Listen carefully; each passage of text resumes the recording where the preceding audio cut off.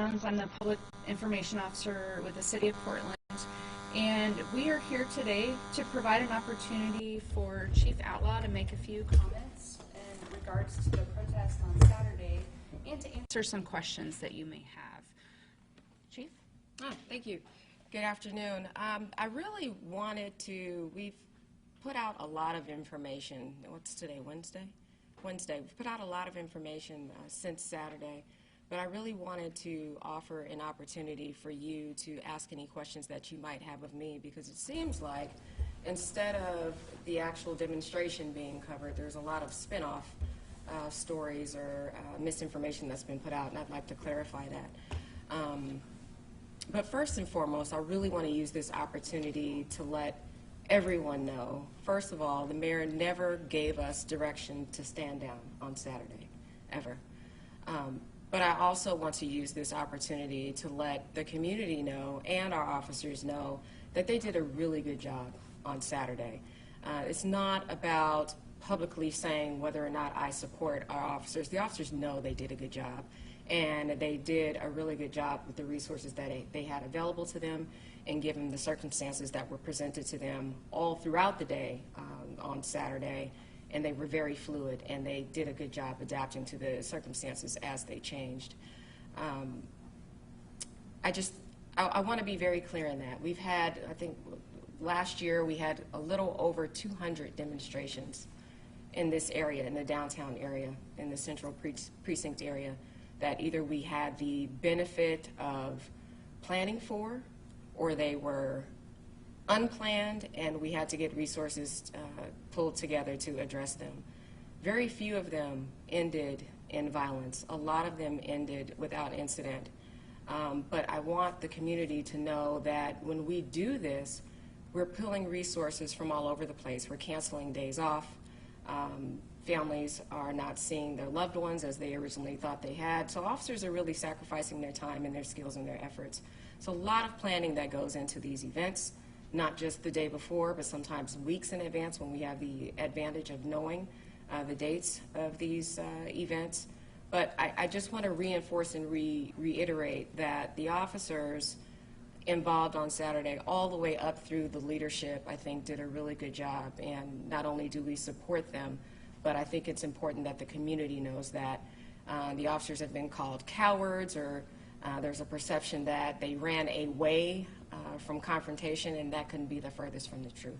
So I wanted to put that out there. I wanted to clarify those comments and make myself available, again, for any questions that you may have for me right now. Chief, could you describe what the rules of engagement were on Saturday for officers? Because there have been critics who say that, for example, Andy No, who was getting assaulted, and others near Pioneer Courthouse who were bloodied, that officers were there but didn't move in to assist. Sure. And I'll say this, you know, when you ask me about rules of engagement, it depends. The answer is it depends on what the officers have in front of them at that time and what our resources are that are present at that time. And what I mean by that is, are officers in a position where they can tactically and safely intervene or confront? That's the first question. Because if we send one officer in there, or if an officer acts alone by his or herself, if they go into a crowd of a couple hundred of people or in a melee, and then they're not able to come out safely, what good was that? It doesn't do anyone any good. So the answer is, like I said, the rules of engagement depends. We prefer to move safely. We prefer to be tactful in how we do that. We tend to communicate over the air. We tend to communicate over the air and let others know what we have to bring in additional resources so we can move in and do that safely. And actually, that was done quite a few times throughout the day. That was brought to my attention on Saturday. It's unfortunate, and I want to say, too, that I say that the officers and everyone involved did a really good job. But I do want to acknowledge that there were some injuries there, not just to those who were participating, but to officers as well. When we talk about rules of engagement or outcomes, right, or what's the commander's intent? We don't want anyone to be hurt at all. But unfortunately on Saturday, there were some injuries to all parties involved, and we don't want that to happen. But it could have been a lot worse. I think there was the chance for additional injuries was really leveraged and mitigated. Officers spent a lot of time separating parties, a lot of time, and that takes a lot of not just time but resources as well to be able to do that. But like I said, at some point, there has to be consideration as to whether or not when we do intervene, and you've heard me say this before, when we do intervene, can we do it safely and make sure that we not only get there to address the issue, but we can actually get out of there safely as well. Is the post-demonstration assessment still underway, or is Yes. that stopped or ongoing? Or What assessment are you referring to? an investigation of how police handled this particular demonstration and going forward, how it might be handled differently, if that's the case? The overall one, or are you talking about for Saturday, an after-action For report? Saturday. So no, I don't have the after-action report yet for that one. And again, you know, you hear me say this all the time because I mean it. We are a learning organization, and we don't want to continuously step into new events doing the same things if they don't work. So it's important for us to go back and assess what worked for us and what didn't, even if that's during an informal debrief. And then later on down the line with a formalized after-action report as well. But no, I haven't seen that yet. It's still in the works. Chief, the mayor obviously is your boss, and you go along with what his direction is. But do you feel like that the force is being handcuffed in some way in what they'd like to do to resolve a lot of what's going on when these protests occur? You know, and I want to be very clear, again, the mayor has not handcuffed us. I think what these stories do and what these headlines do is take away from the actual issue. So there's a couple things that no one's even brought up yet here. The fact that there were entities that planned a brawl in the city of Portland, and no one seems to be upset about that. There's more attention paid to you know, what's been said or how we messaged something and how accurate that part was, as opposed to the fact that entities came here for a fight. If they asked me, hey, there was a protest on Saturday, what was it about? I couldn't even tell you. I don't know what they were protesting against because they came to fight. With that said, the other part that no one mentions, last November, if you recall, the mayor and I tried to push forth a protest ordinance for this very thing, to try to get ahead of what happened on Saturday. When you know that there are two entities that have a history of violence that come together and it results in violence and or property damage and or vandalism, but overall not good for the safety of all those involved and the city and downtown or wherever the protests are. That ordinance, it didn't make it through. The larger issue is that it's not just about what the mayor and the police chief are trying to do. The mayor happens to be the police commissioner, but this is a different form of government. In order for anything to get passed, there has to be support by other council persons as well. So it's not just the mayor, you know, if there's allegations of the mayor handcuffing us, again, I'll tell you again, that's not true. There are barriers to what we're doing because we don't have strategic resources to get ahead of these things before they start. When I say strategic resources, I mean every demonstration that we've responded to, it's been reactionary. It's after the fact, right? So we tend to try to stay out of the way if they're peaceful or permitted. People are out here demonstrating against their cause or for their cause. If there's not a need for us to interject, we won't. And we stay behind the scenes. But then, because we can't predict what's going to happen, if something blows over or bubbles up and it becomes violent, now we're reacting. And our response time to these altercations or violence or whatever it is, it might not always be on the spot if we don't have, again, the resources to address it right away, or if we're not even there to witness it. So a lot of our response, even from Saturday, ends up being follow-up investigation. So you might have seen we're pushing out a lot of photos of people that we're looking for, either witnesses or suspects that are involved in the assaults that happened on Saturday. But it's Wednesday. This happened on Saturday. Meanwhile, people have been in and out of the hospital, and they want justice, and rightfully so. We need strategic resources to get ahead of this before it starts, so it's not even allowed to happen in the first place. Meaning more officers? In other words, Gresham was involved. Was there anybody else involved? Multnomah County Sheriff's Office was here to help us. The Federal Protective Service, FPS, provided security for their facilities as well. But that's not what I mean. In other states, you'll see that it's illegal to wear a mask during a commission of a crime. I understand, and we solely support, wholeheartedly support, individuals' First Amendment rights to free speech. But we cannot allow to continue to allow people to use the guise of free speech to commit crime. Meaning, I'm out here saying what it is I'm constitutionally allowed to say, but I'm committing an act of violence in the meantime. And I'm going to do it knowing that I can completely cover my identity by remaining anonymous, making it harder for us to identify you as it's occurring or even after the fact while it's occurring. So legislation would really be helpful prohibiting the wearing of masks during the commission of a crime. That's what I mean about being strategic and getting ahead of it before it starts. It's also very difficult for us, and this is state law. A lot of folks ask, well, why is it that you have more footage of one particular side's activity as opposed to the other side? We can't constantly record like the public does. So the public might have ongoing footage of an incident where we might only have snapshots. And that's because we're only allowed to actually record when we believe there's criminal activity that occurs. It's not like that in other places. I was asked when I first got here by a lot of you, what's the differences between where you came from and here? The laws are different.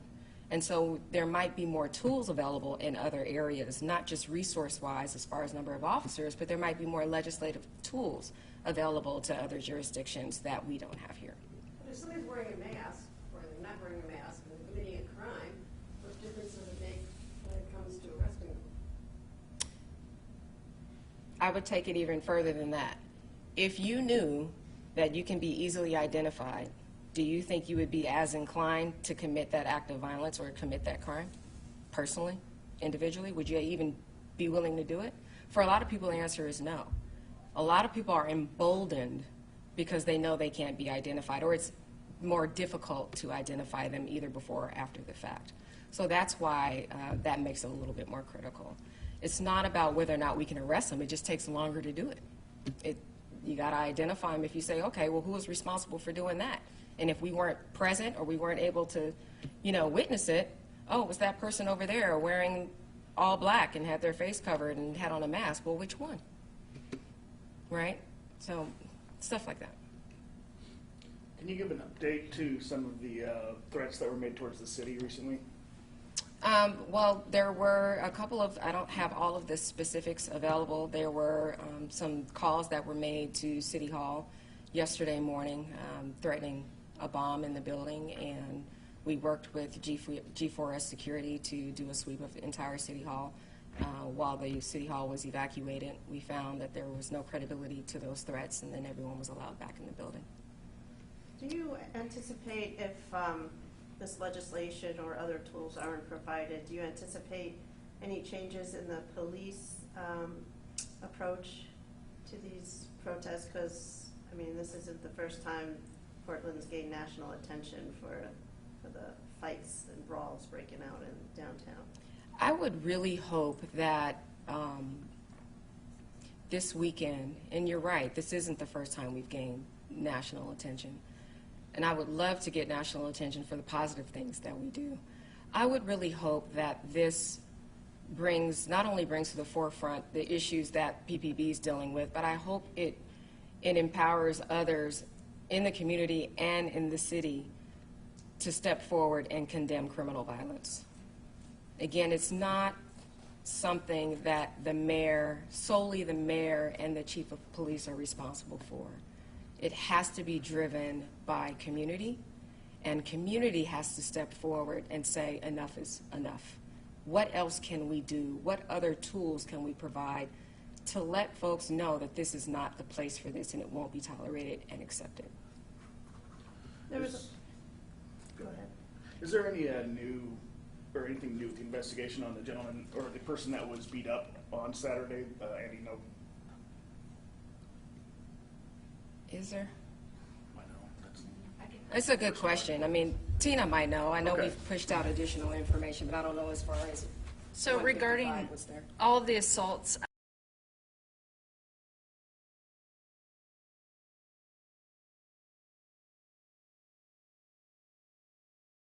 photographs and asking for the public's help so that we can try and identify and hold people accountable. Because they're active investigations, we aren't able to disclose a lot of detail, but we do take these investigations seriously, and like the chief mentioned, violence is not condoned in our community. Criminal violence is something that we wish to have not happen at all. And now that it's after the fact, we are doing everything we can to try and hold those accountable. Can you address the concerns that have been raised over the last few days about the tweet that went out from the Bureau regarding the milkshakes and its substance?